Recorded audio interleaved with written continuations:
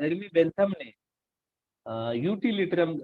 लिटरलिझम या ग्रंथामध्ये आपल्या उपयोगितावादाचा सिद्धांत मांडलेला आहे किंवा उपयोगितावादाचा दृष्टिकोन मांडलेला आहे. यामध्ये बेंथमचं म्हणणं असं आहे की त्याच्या कालखंडात जी परिस्थिती निर्माण झालेली होती त्या परिस्थितीच्या अनुषंगाने शासनाने कशा पद्धतीचे काम करावे, शासनाचं कार्य काय आहे, या संदर्भात त्यांना मुद्दा मांडायचा होता किंवा विषय मांडायचा होता.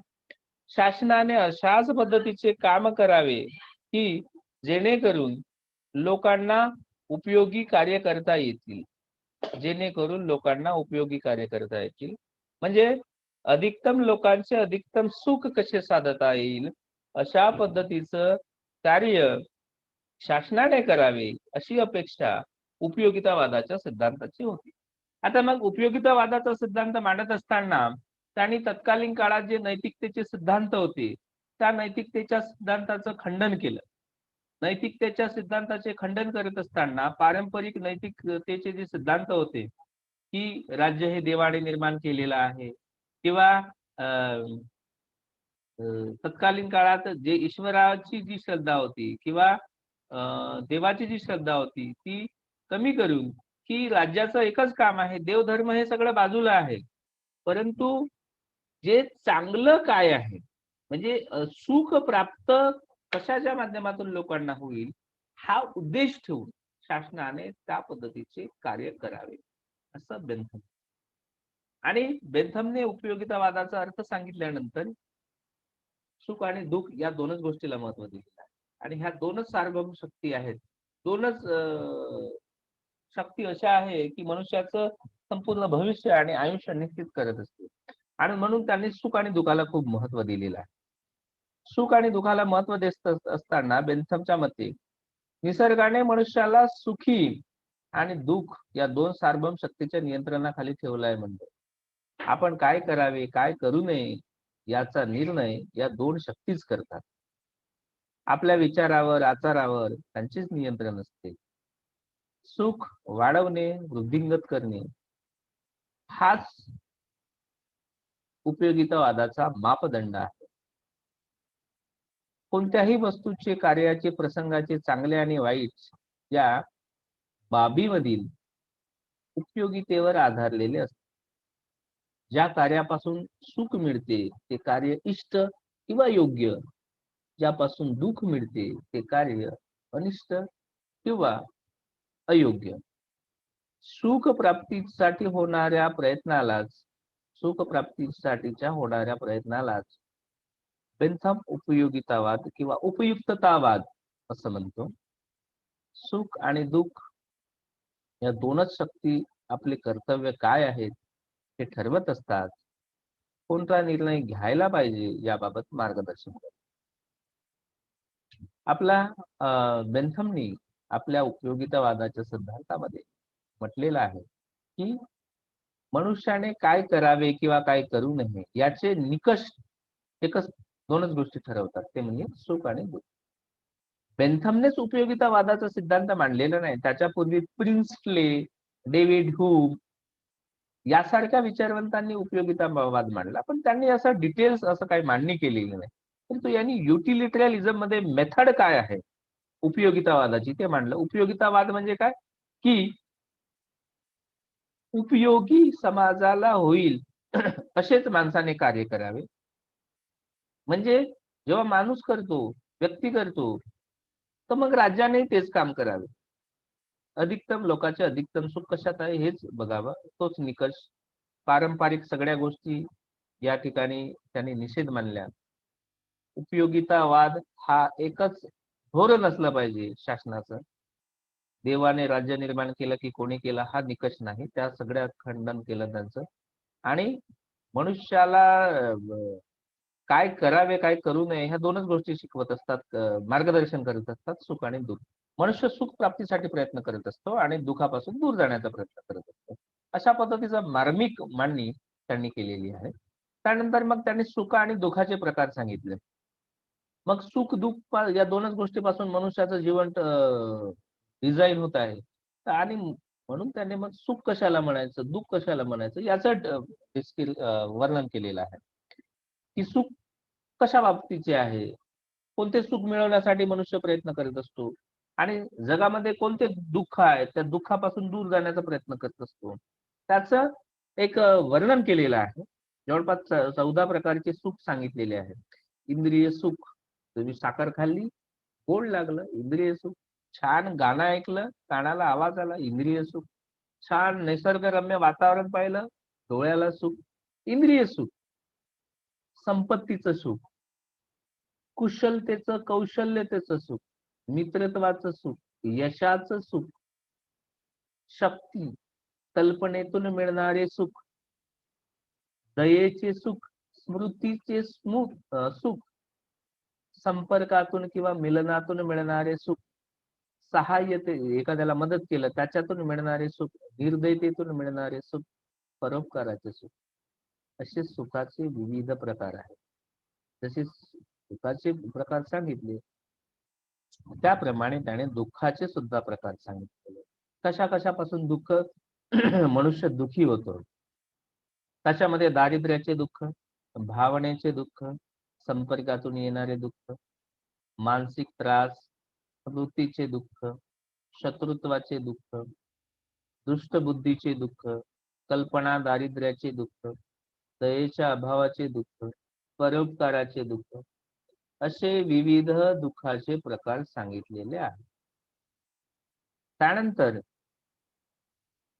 हे जे सुखाचे जेवढे प्रकार सांगितलेले आहेत 14, तेवढेच मनुष्याला आयुष्यात दुःख कोणत्या गोष्टीपासून लाभत असते किंवा दुःख कुठून आपल्याला येत असतो त्याचं सुद्धा वर्णन केलं. जसं दारिद्र्य म्हणजे गरिबीचं दुःख, गरीब आहे त्याला जेवणाची समस्या, राहायची समस्या, कपड्याची समस्या, दारिद्र्य आहे आणि त्याच्यातून म्हणजे दुःख आहे, दुःख होत असते.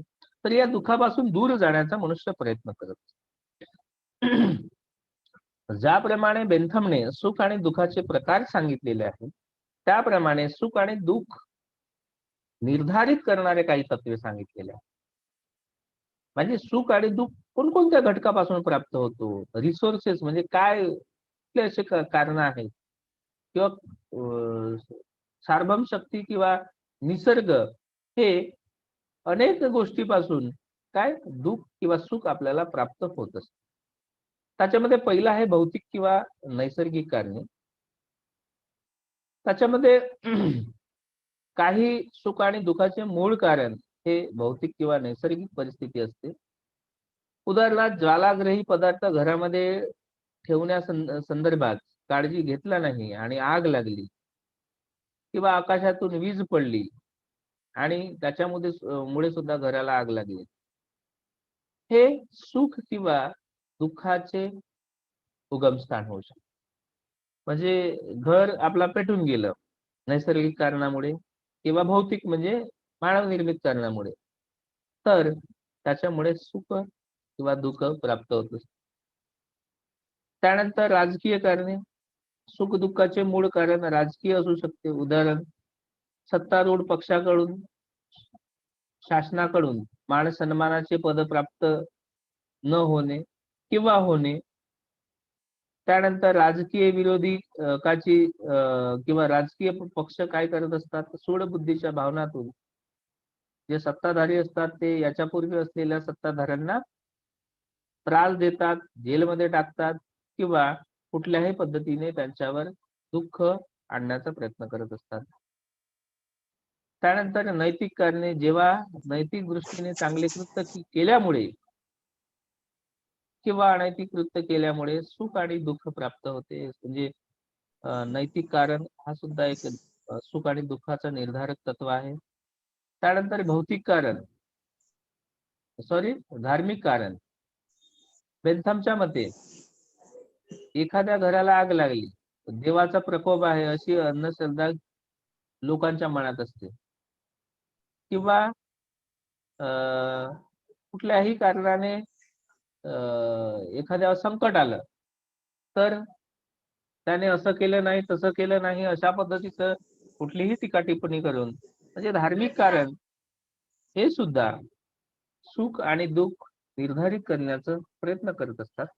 या मुद्द्यांमध्ये किंवा या 4 मुद्द्यामध्ये बेंथमने सुख आणि दुःख म्हणून सार्वभौम सत्तेमुळे, ते सार्वभौम शक्तीमुळे मनुष्याच्या आयुष्यात येत असते आणि मनुष्याला सुख किंवा दुःख या मात्रेमध्ये किंवा या सुख आणि दुःख कुठल्याही तत्वामध्ये मनुष्याचं जीवन त्या पद्धतीने आपलं जाऊ शकते. आणि बेंथमने पुढचा मुद्दा सांगितला का सुख आणि दुःखाचे प्रकार सुखाचे प्रकार 14 सांगितले, दुःखाचे प्रकार 12 सांगितले. दुःख कसं प्राप्त होतो किंवा सुख कसे प्राप्त होत असते, राजकीय कारण, धार्मिक कारण, नैतिक कारण किंवा भौतिक कारण, या कारणावरून मनुष्याला सुख किंवा दुःख आयुष्यात येत असते. तर मग हे सुख आणि दुःखही मोजता येऊ शकते, अशा पद्धतीचं त्याने सांगितलं. किलो काट्यात जसं आपलं मोजतो ना भाजीपाला, त्याप्रमाणे सुख आणि दुःख याचे मोजमाप करता येते, अशा पद्धतीची त्यांनी आपल्या उपयोगितावादाच्या सिद्धांतामध्ये मांडणी केली. मग सुख आणि दुःख कसं मोजता येते? मग त्याची तीव्रता पाहून, स्थिरता पाहून, निश्चितता, निकटता, जळणशक्ती, शुद्धता, व्यापकता, जेवढ्या मुद्द्यांमध्ये सुख किंवा दुःख आपल्याला मोजता येऊ शकते, अशा पद्धतीची मांडणी बेंथमने आपल्या मुद्द्यांमध्ये किंवा आपल्या सिद्धांतामध्ये किंवा आपल्या विचारसरणीमध्ये केलेला आहे. सुख मापक यंत्र त्याने सांगितलेलं आहे. तीव्रता 6 कसोट्या सांगितल्या त्यांनी, म्हणून 7 कसोट्या, की या कसोट्यामध्ये सुख किंवा दुःखाचे मापन करता येते. त्याच्यामध्ये तीव्रता, एखादी दुःख, जसं आपण रस्त्याने चाललो, पडलो, ठेच लागून पडलो, छोटासा मार लागला असेल, काहीच नाही, जर जोराने लागला तर म्हणजे तीव्रता, सुख किंवा दुःख. पास झाले तुम्ही परीक्षेमध्ये, फर्स्ट क्लास मध्ये पास झाले, त्याची तीव्रता, पास म्हणजे सुख प्राप्त होण्याची. 75 अबाव, ओ प्लस ग्रेड आला तुमचा खूप मोठा, त्याची तीव्रता. आणि बाउंड्री ऑफ पास झाले, तर तिघांनाही मिळणारा तीव्रता फरक आहे, म्हणजे मोजता येऊ शकते सुख. स्थिरता, एखादे सुख आहे, आंबा पकडल्या, खाल्ले, छान गोड गोड वाटला, सुख प्राप्त झाला, पण तो लगेचच स्थिरता आहे का? आणि तुम्ही पास झाले, तो त्याचा आनंद अधिक काळ असते, कायमस्वरूपी असते, तुम्ही पास झालेले आहे. स्थिरता. निश्चितता, एखादी सुख किंवा दुःख आपल्याला जर प्राप्त होत असेल तर निश्चितता ही एक कसोटी सांगितलेली आहे, की मनुष्याच्या आयुष्यात एखादी कुठलीही गोष्ट असेल, ती गोष्ट निश्चित असते आणि काही गोष्टी अनिश्चित असतात, तर त्याच्यापासून सुख आणि दुःख प्राप्त होत असते. निकटता, एखादी सुख किंवा दुःख प्राप्त झालं असेल तर ते निकटचं आहे का दूरचं आहे, याच्यावरून सुद्धा मोजमाप करता येते. जणन शक्ती किंवा त्याच्यापासून सुख आणि दुःखापासून निर्माण होणारे त्याची मात्रा काय आहे, म्हणजे जणन शक्ती, ते शुद्ध अशुद्धता, म्हणजे ते सुख प्राप्त झाले ते योग्य आहे की अयोग्य आहे. चोरी करून पैसे कमवले, पैसे प्राप्त झाले, पण चोरीच्या माध्यमातून सुख प्राप्त झाले, पण ते शुद्ध आहे का? व्यापकता, त्या सुख दुःखाची व्यापकता किती आहे, एवढ्या मात्रामध्ये सुख आणि दुःख मोजता येऊ शकते, अशा पद्धतीचं मत बेंथमनी व्यक्त केलेलं. शेवटी बेंथमच्या या सिद्धांताचे किंवा या विचाराचे आपल्याला काही निष्कर्ष काढता येतात. या निष्कर्षामध्ये पहिला मुद्दा असा आहे की सुख प्राप्तीचा सिद्धांत आहे. मनुष्य मात्राची धडपड सदैव सुख प्राप्त करणे हाच एक असतो, आणि म्हणून बेंथम मानवी जीवनात सुखासमोर पद, सद्गुण, स्वास्थ्य आदींना दुय्यम स्थान असल्याचं म्हटलं. सुख प्राप्त हेच एकमेव माणसाचे ध्येय आहे. धन, स्वास्थ्य, सद्गुण हे सुख प्राप्तीचे साधने ठरतात. बेंथमच्या उपयोगितावादाच्या सिद्धांताचा उद्देश सुख प्राप्तीचा आणि दुःखाच्या रासाचा सिद्धांत म्हटलेला आहे. म्हणजे मनुष्याचं जो जीवन आहे सार्वभौम जीवन, सुख आणि दुःख या दोन गोष्टीपासून म्हणजे काय त्याला म्हणू मार्गक्रमण करत असतो. त्याप्रमाणे या सिद्धांताचा एक निष्कर्ष असा आहे की बेंथमचा मूळ उद्देश आहे की मनुष्याने सुख प्राप्तीसाठी प्रयत्न करत असतो मनुष्य नेहमी आणि दुःखापासून दूर जाण्याचा प्रयत्न करत असतो. ते सुख कुठल्याही पद्धतीचं असो मिळवण्याचा प्रयत्न करत असतो. आणि म्हणून राज्याने सुख ज्या ठिकाणी प्राप्त होते लोकांना अधिकतम लोकांचे अधिकतम सुख या पद्धतीनेच काम केलं पाहिजे. सुख आणि दुःखाचे मोजमाप करता येते गणितीय पद्धतीने. जे तुम्हाला आता जे मुद्दे सांगितले त्या मुद्द्याच्या आधारे सुख आणि दुःख मोजता येते. बेंथमच्या मते सार्वभौम सिद्धांत मनुष्य ज्याप्रमाणे स्वतःच्या वैयक्तिक जीवनात स्वतःच्या वैयक्तिक आयुष्यात या तत्वाचे पालन करतो की सुख प्राप्त व्हावे आणि दुःख दूर जावे, तर हा जो सिद्धांत मनुष्याच्या वैयक्तिक जीवनात आहे हा सिद्धांत सार्वभौम करता येऊ शकते. सार्वभौम म्हणजे राज्याने स्वतःला व्यक्ती म्हणून त्या पद्धतीनेच त्याने आपलं कर्तव्य केलं पाहिजे किंवा त्या पद्धतीने कार्य केलं पाहिजे. राज्याचा उद्देश लोकांना सुख प्राप्त करून देणे अशाच पद्धतीची कृती करावे, कार्य करावे, कायदे करावे. म्हणजे सार्वभौम हा सिद्धांत लागू करता येऊ शकते अशा पद्धतीचा एक विचार आपल्या उपयोगितावादाच्या सिद्धांतातून म्हटलेला आहे. बेंथमला वैयक्तिक आयुष्यापासून शासकीय किंवा शासनाने राज्याने कशा पद्धतीने वागलं पाहिजे, कशा पद्धतीने काम केलं पाहिजे, त्याला डायरेक्शन किंवा त्याला मार्गदर्शन करण्याचंच काम या उपयोगितावादाचा सिद्धांत आहे. राज्याचा उद्देश तोच असला पाहिजे आणि उपयुक्ततेच्या कसोटीवर कायद्याचे मूल्यमापन झालं पाहिजे. उपयोगितावादाचा उद्देश हाच आहे सगळी धडपड बेंथमची की या राज्याने कायदे असेच करावे की लोकांना सुख प्राप्त होईल आणि दुःखापासून लोक दूर जातील. अशा पद्धतीने उपयोगितावादाचा अर्थ त्याचे पारंपरिक निकषाचे खंडन, सार्वभौम शक्ती काय आहे, सुख दुःख त्याचे प्रकार, त्याचे निर्धारक तत्व आणि सुख दुःख मोजण्याचे जे मापदंड आहे या आधारावर या बेंथमच्या उपयोगितावादाचे सिद्धांताचे निष्कर्ष आपल्याला सांगता येतात. यांनी बेंथमनी कितीही छान सिद्धांत मांडलेला आहे तरी या सिद्धांतावर टीका झालेली आहे. बेंथमचा हा जो सिद्धांत आहे हा भौतिकवादी सिद्धांत आहे.